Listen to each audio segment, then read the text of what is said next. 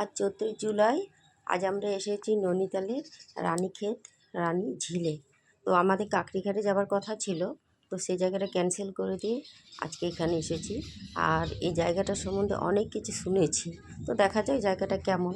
এখন এসেছি, দেখবো, তবে তো বুঝতে পারবো জায়গাটা কেমন, তাই না? জায়গাটা সত্যি খুবই সুন্দর, চারপাশে সবুজ গাছপালা, অনেক রকমের গাছপালা রয়েছে। আর নানা রকমের পাহাড়ি ফুল এত সুন্দর লাগছে, খুব সুন্দর লাগছে পাহাড়ি ফুলগুলো দেখতে।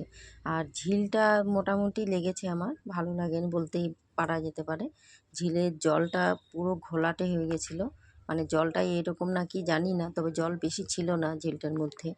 যাই হোক, আমরা সবটাই ঘুরে দেখেছি, জায়গাটা আমাদের খুবই ভালো লেগেছে, শুধু ঝিলটা বাদ দিয়ে। যাই হোক, আমরা সারাদিন খুব এনজয় করেছি এখানে এসে। আর এরপর বাড়ি ফিরে যেতে হবে, বাড়ি ফেরার পালা। দেখা হচ্ছে আপনাদের সাথে পরের ভিডিওতে। আপনারা সবাই ভালো থাকবেন, সুস্থ থাকবেন।